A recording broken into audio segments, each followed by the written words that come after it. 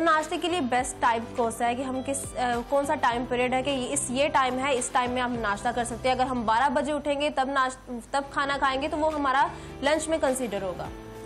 अच्छा, अब देखें, इसमें दो तरह की सूरतें हो सकती हैं। एक पर्सन जो कि अर्ली मॉर्निंग जिसने उठना है, जिसने ऑफिस जाना है जी, वो 6 बजे उठ रहा है या 7 बजे उठ रहा है, वो उसका नाश्ते का टाइम है। जब भी आपने उठना है वो आपका ब्रेकफास्ट टाइम है, 6 o'clock है, 7 o'clock है, आप 8-9 बजे भी नाश्ता कर सकते हैं जी।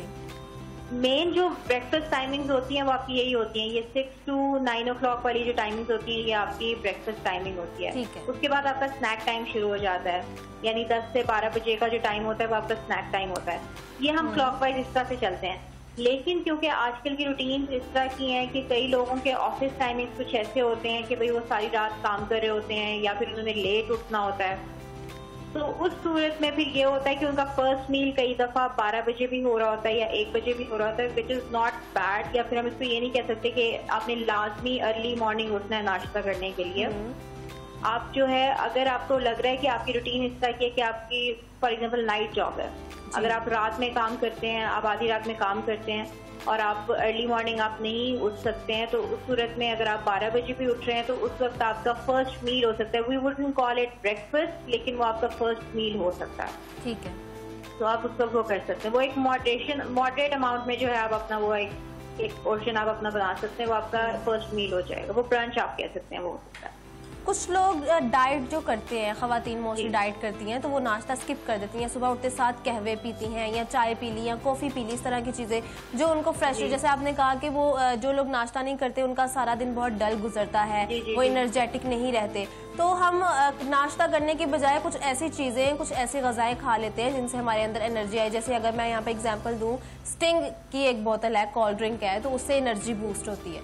तो हमने चाहे सारा दिन कुछ भी ना खाया हो, अगर हम वो बोतल पी ले तो हम अपने बॉडी के अंदर एनर्जी फील करते हैं। तो इनके किस तरह के नुकसान हैं?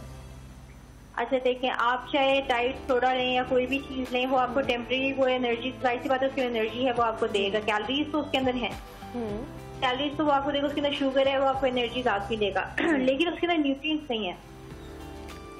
उसके अंदर किसी भी तरह के न्यूट्रिएंट्स नहीं है जिसके ऊपर आपकी बॉडी सर्वाइव करती है या जिस पे आपकी बॉडी जिंदा है, चल रही है, काम कर रही है।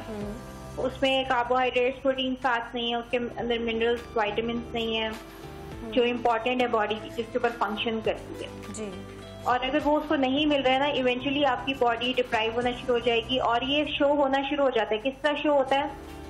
आपको सिम्टम्स इस तरह के शो होंगे आप लेथार्जिक फील करेंगे, चक्कर आएगा, वीकनेस होगी, हेयर फॉल होना शुरू हो जाएगा, स्किन खराब होगी, आपकी एक्ने आना शुरू हो जाएगी, और कई दफा लोगों को आंखों के आगे अंधेरा आना शुरू हो जाता है, और बहुत सारे हेल्थ इश्यूज आना शुरू हो जाते हैं। कई लोगों को अर्ली जो साइन एंड सिम्टम्स आने शुरू हो जाते हैं जब आप बहुत ज्यादा डाइट स्किप करते हैं या खाना स्किप करते हैं, तो आपको कॉन्स्टिपेशन का इश्यू शुरू हो जाता है क्योंकि आप फाइबर बहुत कम ले रहे होते हैं जी।